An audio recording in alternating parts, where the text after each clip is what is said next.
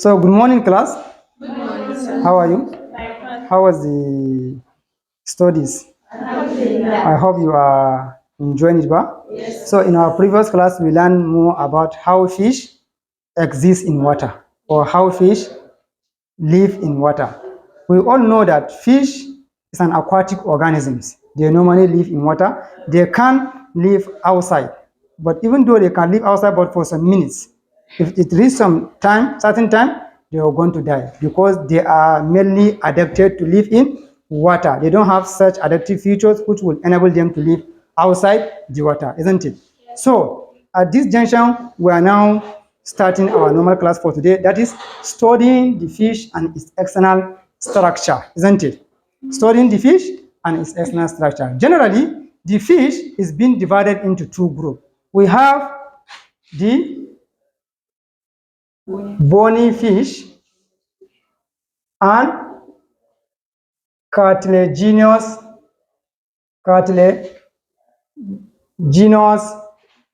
fish. We have the bony fish and the cartilaginous fish, isn't it? But our main emphasis is on the bony fish, and our example of the bony fish is tilapia fish. I hope you understand. Tilapia fish. You all know what tilapia fish means, isn't it?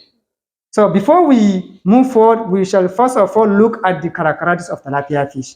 Please, who can tell us some of the characteristics of tilapia fish that we study in our earlier distinct during when we are studying the fish in living inside the water or inside their environment, that is aquatic environment? Who can tell us some characteristics of tilapia fish? Okay. Their bodies are covered with dermal scales. They possess swim bladder. Okay, who will assist her, please? Who will? Okay, you can. They possess gills, which they use for respiration. They have paid fins. The fins are provided with muscles and endoskeletal rod. Successfully in water. Why? Because it prevents the organism from injured, and then it also serves as a waterproof in order to prevent the entrance of water into the body of the fish, isn't it? So we have the division of the body of the fish. Body of the fish. The fish divided into three main parts. The fish divided into what? Three main parts. As you can see the diagram of the fish here,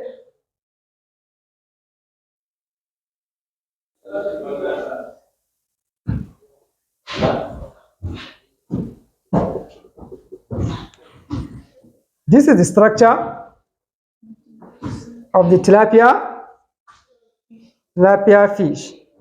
So we say it has been divided into three body parts. The first part, we have the head.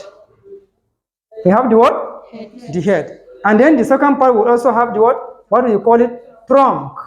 And then we also have the tail region. Isn't it? Yes. So the head is the first body part of the fish, starting from the anterior region to the region of operculum. Isn't it? Yes. The region of what? To the region of operculum. Isn't it? So, and then the trunk started or reaches the operculum down to the what? Anus region. That's down to the what? Anus region. At this anus region, we also have some fish which we call it anal fin. Anal fin. So from the anal region down here is what we call it the tail region. So the tail region continue from the anal region down to the rest of the body. I hope you understand. Yes. So this is the body of the fish. So in case of questions, at times you may ask questions, maybe in WAEC or in NECO, make a well-labeled diagram of tilapia fish, isn't it? From so centimeter to so centimeter. For instance, from 5 centimeter to 10 centimeter long, isn't it? But in making such diagram, you make sure that you provide a well-labeled diagram and then you follow the instruction together with the measurement. In the case of labeling the diagram, you make sure you label all on one side. If you started at the right hand side, you start to label at the right hand side. If you started on the left hand side, all should be at the left hand side. You should not label it anyhow. or randomly, isn't it? Because the examiner will mark you as 0 because they are following the instruction. For instance, now, this one is what we call it the eye. The eye region. This one was what we call it the operculum. And then this one is what we call it. What do you call this one? Gills. We call it gills. And then the gills also divided into 3. We have the what? We have the gills filament. We also have the gills what? Gills raka. And then we also have the gills arc. But the main one mostly used for the respiration of fish in the water is the gills filament, isn't it? Yes. In our earlier studies of how fish live in water, please, can anyone tell us how tilapia fish respire in water?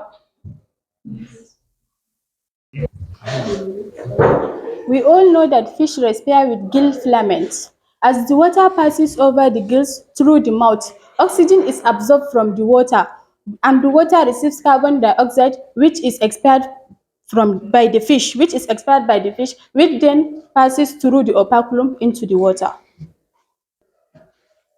That's good. When fish is respiring inside the water goes through the mouth of the fish and reaches the gills filament. When it reaches the gills filament, it will fill up the capillaries. From there, the mouth will close and then the operculum will now open in order to what? In order to release the carbon dioxide. I hope you understand. Yes. So, as all we are saying, gills filament. And then this gills filament, we can't see it physically like this, isn't it? Why? Because it covers with operculum, isn't it? You can't see gills filament or you can't see the structure of the gills unless you raise up the operculum, then you will see the structure of the gills. So, how, as a student, how can we study the gills filament? How can we study the gills filament? Who can try to explain this for us, please? How can we study the gills filament?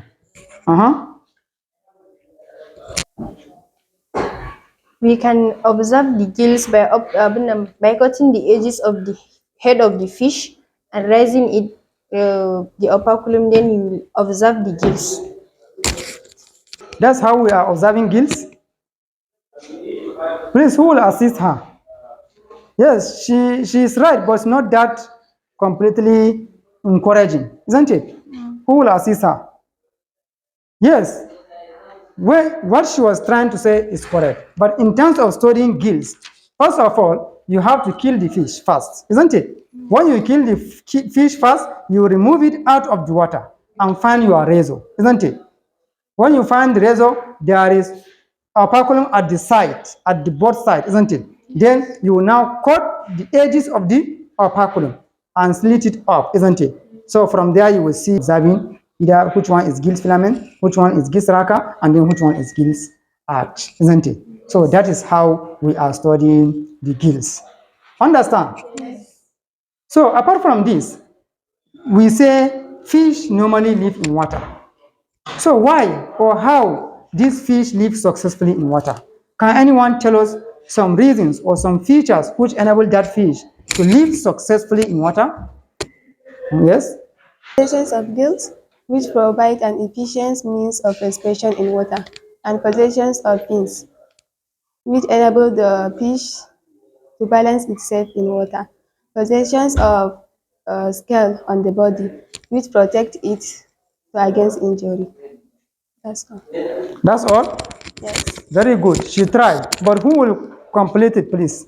Because there are some features which she didn't mention, which enable the fish to live successfully in water. Will you assist? Okay, go ahead. A lateral line, which is a sense organ which enables the fish to perceive vibration in the water. A streamlined body, which enables the fish to glide itself in the water. Very good. Streamlined bodies, which enable the fish to vibrate in the water, isn't it? Yes. So as we are all talking about fish, as you can see, this is the main example of the what? The bony fish, that is the tilapia fish. We are saying that there are some features like what?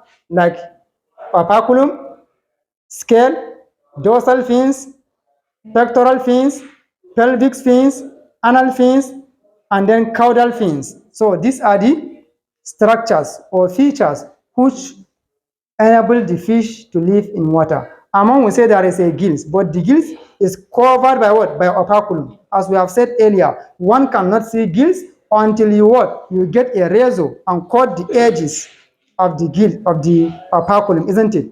You cut here, and then you slit it up. From there, you will see the structure of the gills clearly. Any question pertaining this?